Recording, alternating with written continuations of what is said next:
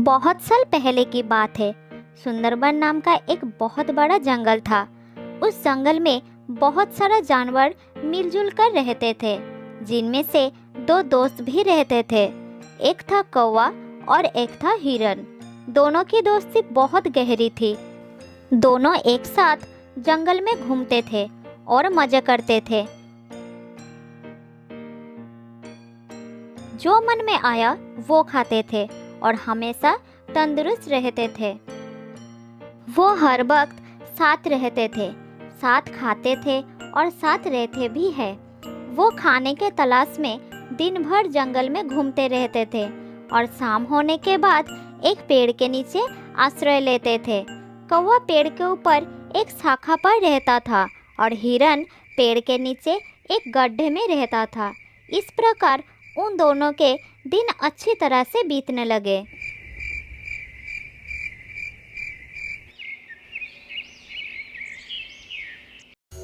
एक दिन जब वो दोनों जंगल में घूम रहे थे, तब एक चालाक लोमड़ी की नजर हट्टे कट्टे हिरन पर पड़ी और वो मन ही मन सोचने लगी, अगर मुझे इस हिरन को खाना है तो कोई ना कोई रास्ता निकालना पड़ेगा।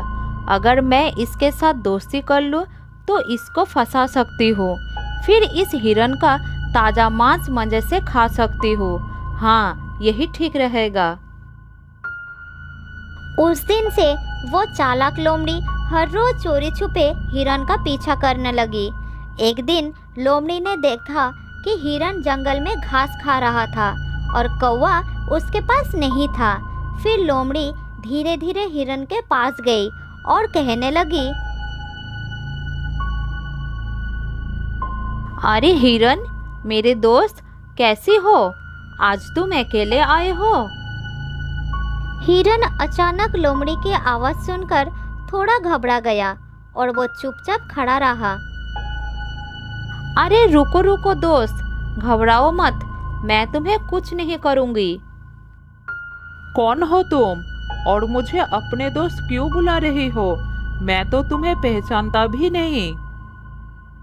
अरे भाई, जान पहचान तो हो ही जाएगी। क्या तुम मुझसे दोस्ती करोगे?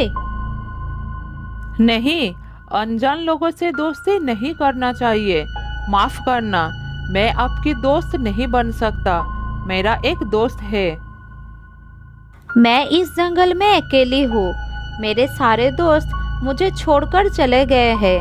मैं बहुत दुखी रहती हूँ और जब मैंने तुमको देखा तो मेरा मन खुश हो गया था। अगर तुम मेरी दोस्त बन जाओगे तो मैं बहुत खुश हो जाऊंगा। ये कहते कहते लोमड़ी की हृदय दुख से भर गई और उसकी आंखों में आंसू आ गए। लोमड़ी की आंखों में आंसू देखकर हिरन का दिल नर्म हो जाता है और वो उसकी दोस्ती स्वीकार कर लेता है। उस दिन से दोनों एक साथ समय बिताने लगे। नए दोस्त को पाकर हिरन कौवे को बिल्कुल भूल जाता है।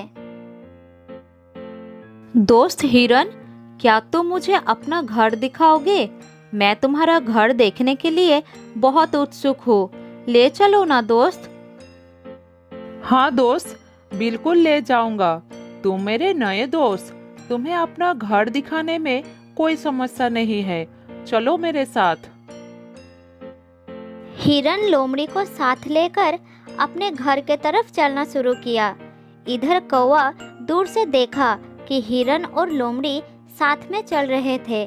फिर कौवा उनके जाने से पहले ही अपना घर में पहुंच चुका था। तब हिरन लोमड़ी को लेकर कौवे के पास आया। कौवा भाई, ये लोमड़ी मेरा नए दोस्त है। ये बहुत ही अच्छा है।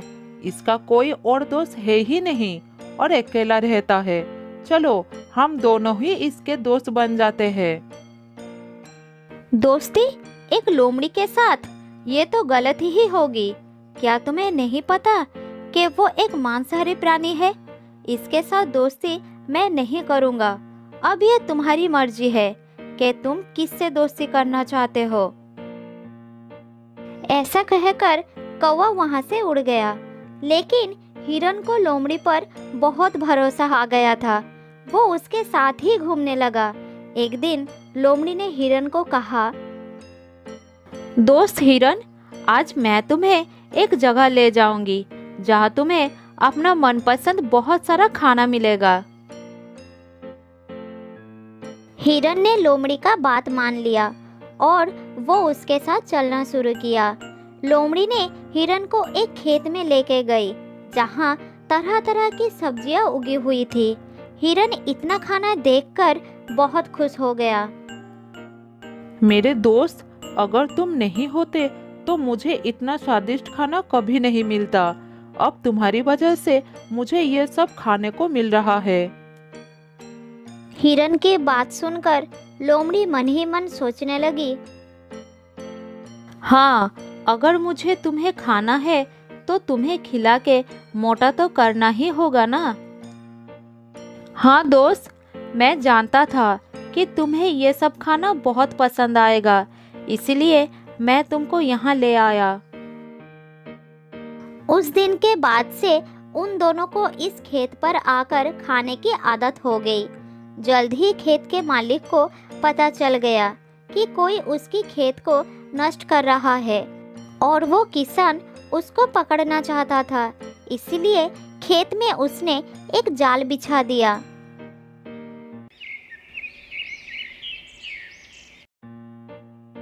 अगले दिन जब लोमड़ी और हिरन वहां पर आए तब हिरन जाल में फंस गया और हिरन को इस हालत में देखकर लोमड़ी वहां से भाग गई और थोड़ी दूर जाकर छुप गई। वो इंतजार करने लगी कि किसान वहां पर आए और हिरन को मार दे। उधर हिरन मदद के लिए चिल्लाता रहा। उसने सोचा कि शायद लोमड़ी उसे इस जाल से मुक्त करेगी, लेकिन वो भाग गई। हिरन को तब कौवे की बात याद आया और वो चिल्लाकर कौवे से मदद मांगने लगा। कुछ देर बाद हिरन की आवाज कौवे को सुनाई दी और वो जल्द ही उसके पास आ गया। दोस्त, मेरी मदद करो, इस जाल से निकालो मुझे, नहीं तो खेत का किसान मुझे मार देगा। जल्द ही निकालो दोस्त। अगर तुम मेरी बात उस दिन मानती तो आज इस समस्या में नहीं पड़ना पड़ता। मैंने कहा था ना, वो लोमड़ी धोखेबाज है। तुम्हें मुसीबत में देखकर भी वो भाग गई। हाँ दोस्त, मुझसे बहुत बड़ा गलती हो गया है, लेकिन तुम मुझे जल्द ही इस जाल से निकालो। मेरा दम घुट रहा है, मैं मर जाऊंगा। ठीक है, एक काम करो, जब किसान आएगा तो तुम मरे हुए का नाटक करना और मैं तुम्हारे पैरों को चुभाते रहूंगा। जल्दी करो, मालिक आ रहा है। तब हिरन ने मरने का नाटक किया और कौवा भी हिरन के पैरों को चुभाते गया। ये देखकर किसान को लगा कि हिरन शायद मर गया और वो तुरंत जाल को खोल दिया। उसी समय मौका देखकर हिरन भाग निकला।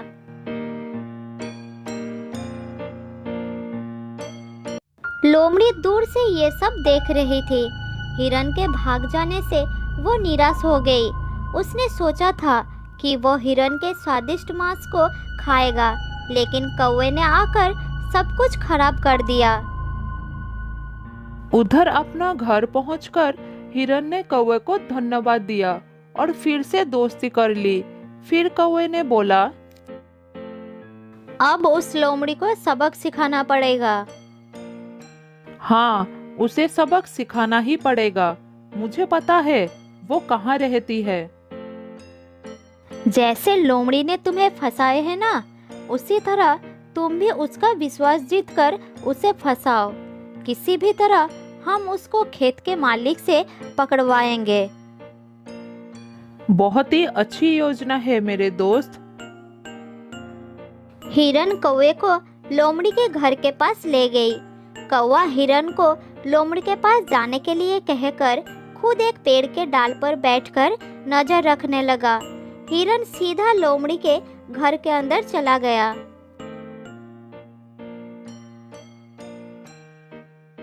अरे दोस्त, तुम पहले की तरह मुझसे बात क्यों नहीं कर रही हो?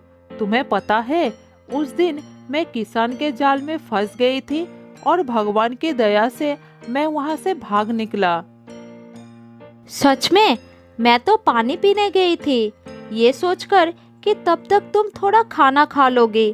मुझे पता ही नहीं चला कि इतना कुछ हो गया, नहीं तो मैं तुम्हारी मदद जरूर करता। अब जो हुआ सो हुआ, बुरा मत मानो मेरे दोस्त। इस बार तो हिरन खुद मेरे पास आया है, अब तो मुझे इसको खाना ही पड़ेगा।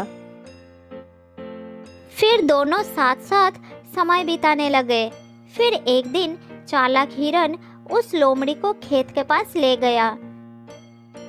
लोमड़ी बात करते करते जाल को नहीं देख पाई और जाल में फंस गई। मेरे दोस्त हिरन, मुझे बचाओ, मैं इस जाल में फंस गई हूँ।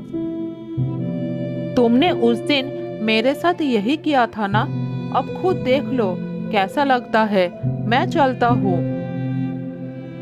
ये कहकर हिरन वहां से चला गया और कौवे के पास बैठकर देखने लगा कि लोमड़ी क्या करती है। लोमड़ी जाल से बाहर निकलने के लिए छटपटाता रहा। थोड़ी देर बाद खेत का किसान आ गया और देखा एक लोमड़ी जाल में फंसा हुआ है। उसे लगा कि यही लोमड़ी है जो उसकी फसल को नष्ट कर रहा था। फिर किसान ने लोमड़ी को पकड़कर ले गया और एक पिंजरे में बंद कर दिया। किसान के जाने के बाद हिरन और कौवा उसके पास गए।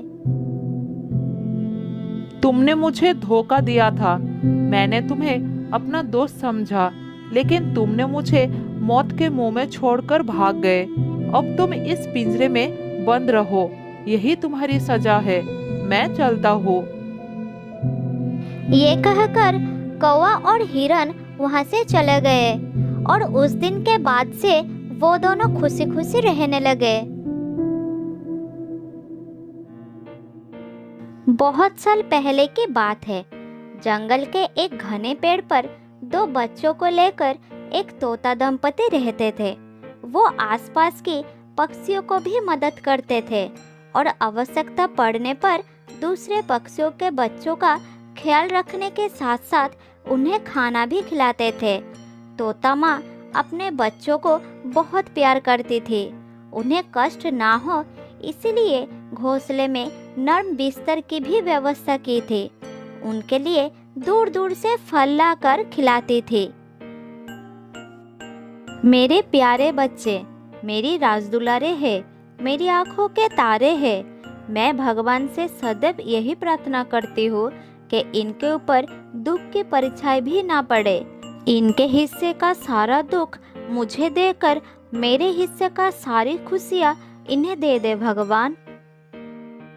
तुम बच्चों से इतना प्यार करती हो, इनके लिए दूर दूर से खाना लाती हो, इन्हें खिलाती हो, हर परेशानी और खतरे से इन्हें बचाती हो, किसी खतरे में भी डरती नहीं हो। क्या ये दोनों तुम्हारी इस त्याग को याद रखेंगे? देखिए जी, हमने इन्हें जन्म दिया है। अच्छी तरह से पालन पोषण करना हमारा धर्म है। जब तक ये बड़े नहीं हो जाते तब तक इन्हें हमारी आवश्यकता पड़ेगी। ये हमारे प्यार को याद रखेंगे या भूल जाएंगे, लेकिन हमें तो अपना कर्तव्य निभाना होगा ना। मैंने आसपास कई तोते के बच्चों को बड़े होते देखा है और अपने माँ बाप से मुंह मोड़कर जाते हुए भी देखा है। देखो जी, हमारे बच्चे बड़े होकर अपनी दुनिया बसाए और उसी में खुश रहे, यही चाहती हूँ मैं। आखिर उन्हें भी तो अपने बच्चों का पालन करना होता है। हमें अपने स्वार्थ के लिए उनसे कोई आशा नहीं रखनी है। आशा नहीं रखेंगे तो दुख भी नहीं होगा। तुम्हारी सोच बड़ी अच्छी है। तुम्हारी खुशी को किसी की नजर ना लगे, मैं यही चाहता हूँ। मैं तुम्हें और अपने बच्चों को लेकर आजीवन सुखी रहना चाहता हूँ। उन दोनों की बातें चल रही थी और पास के डाल पर बैठा हुआ एक कौवा सब सुन रहा था और मन ही मन जल रहा था। दूसरों की खुशियाँ उन्हें बर्दाश्त नहीं होती थी। ये तोते तो अपनी परिवार में बड़े मजे कर रहे हैं। अपने आप को ना जाने क्या समझ रही है। इससे तो मजा चखाना पड़ेगा। कौवे ने इधर उधर नजर घुमाई और उसके दिमाग में एक योजना आई। पास के एक डाल पर मधुमक्खी का एक छत्ता था। छत्ते को देखकर कौवा सोचा, अगर मैं इस छत्ते पर टोका मारकर भाग जाऊं तो मधुमक्खियां बहुत क्रोधित हो जाएगी और वो सब छत्ते से बाहर आ जाएगी और सबसे पहले तोते परिवार को देखेगी। फिर मधुमक्खियां इस तोते की हालत बहुत खराब कर देगी। मुझे तो ये सोचकर ही बहुत आनंद हो रहा है। ये कहकर कौवा वहां से उड़ गया और उस छत्ते पर चोंच मारकर भाग निकला।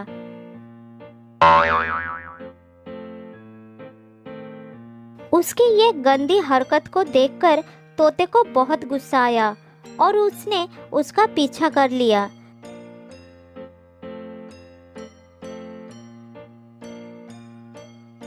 इधर बहुत सारे मक्खियों को क्रोध आ गया।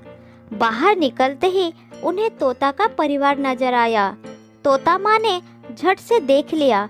उसे अपने बच्चों के चिंता आ गई। माँ तोता अपने बच्चों को पूरी तरह से ढक लिया। फिर मधुमक्खियाँ वहां आकर माँ तोता को डंक मारने लगे। उसे बहुत पीड़ा हो रही थी, लेकिन डंक सहकर भी बच्चों को बचा रही थी।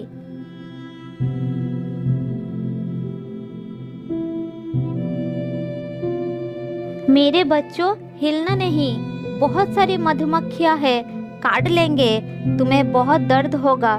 दुष्ट कौवे ने उन्हें छेड़ दिया है। कुछ देर बाद मधुमक्खियां चले गए, लेकिन कबूतर माँ तीव्र दर्द से छटपटाती रही। ओह, ये दर्द मुझसे सहा नहीं जा रहा। अरे बाप रे, क्या करूं, कहाँ जाऊं? माँ तोता बेहोश होने लगी। दोनों बच्चे ये देखकर दुखी हो गए। माँ, आंखें खोलो, तुम्हें बहुत पीड़ा हो रही है। हमें बचाने के लिए सारा दुख खुद सहती रही। कौवे की गलती का सजा आपको मिल गई। माँ, कुछ बोलो ना। भाई, क्या हुआ? माँ को कुछ बोल नहीं रही है। कुछ देर बाद माँ तोते ने आंखें खोली। उसे बहुत दर्द हो रहा था। इतने में बच्चों के पापा आ गए। वो अपनी पत्नी का हाल देखकर दुखी हो गया। मैं जानता हूँ कि मधुमक्खियों का जहरीला डंक का असर बहुत असहनीय होता है। तुम चिंता मत करो, मैं अभी बंदर के पास जा रहा हूँ तुम्हारी दर्द का दवा लाने के लिए। ये कहकर वो दवा लाने के लिए चला जाता है। बंदर भाई, मेरी पत्नी को कुछ मधुमक्खियों ने डंक मार दिया है। उसे बहुत दर्द हो रही है। क्या तुम्हारे पास कोई दर्द निवारक दवा है? अगर है तो जल्दी दो, तुम्हारी बड़ी कृपा होगी। हाँ, दवा तो है, लेकिन ये सब हुआ कैसे, ये तो बताओ। ये सब एक दुष्ट कौवे की वजह से हुआ है। वह कौवा हर रोज किसी न किसी को परेशान करता है। आज वो मधुमक्खियों के छत्ते पर धक्का देकर भाग गया। तभी मधुमक्खियां छत्ते से निकली और मेरी पत्नी को सामने पाकर डंक मार दिया। ठीक है, ये लो दवा और जल्दी अपनी पत्नी के पास जाओ।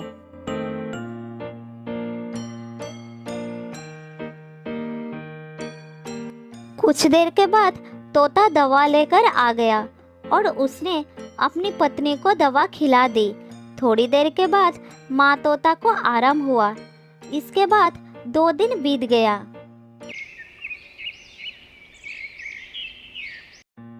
एक दिन कौवा एक पेड़ के नीचे बैठा हुआ था। उसके दिमाग में फिर से कुछ योजना बन रही थी। इतने में तेज हवा चली और मधुमक्खियों के छत्ते पर एक लकड़ी का टुकड़ा आ गिरा। मधुमक्खियाँ भड़क गई। उन्हें पेड़ के नीचे कौवा दिखाई पड़ा और सारे के सारे उस पर टूट पड़े। उन सब ने मिलकर कौवे को इतना काटा कि वो दर्द से पागल हो गया। अरे बाप रे, मर गया रे। शरीर का कोई भी भाग नहीं बचा जहाँ मधुमक्खियों ने ना काटा हो। आज तो मैंने कुछ नहीं किया, तो ऊपर वाले ये सजा क्यों दिया? दूसरे पेड़ पर बंदर और तोता परिवार सब सुन रहे थे। बारे शरीफजादे, तुम्हारे शराफत को तो सारे जंगल जानते हैं। 2 दिन पहले की शरारत भूल गए। आज तुम्हें तुम्हारी कर्म का ही फल मिला है। तोते का दर्द का इलाज तो मैं कर दिया, लेकिन तुम्हारे लिए मेरे पास और दवा नहीं है। अब तुम्हें सही सजा मिली है। बंदर भैया, माफ कर दो, साथ में दवाई भी दे दो। दया करो मुझ पर। जिंदगी में ऐसा काम कभी नहीं करूँगा। बहुत दर्द हो रहा है भाई, बचा लो मुझे। थोड़ा दवाई दे दो। तेरी किस्मत खराब है, दर्द की दवा खत्म हो गई है। नई दवा तैयार करने में 2 दिन लगेगा। तब तक तुम्हें यह दर्द सहना पड़ेगा। अब तुम्हें सच्ची शराफत से रहना पड़ेगा। कौवे को अपनी कर्म का सजा मिल चुकी थी। जो दूसरे को अहित करती है वो अपनी कर्म का सही दंड जरूर पाते हैं। जो अच्छे कर्म करते हैं वो उसका मीठा फल पाते हैं।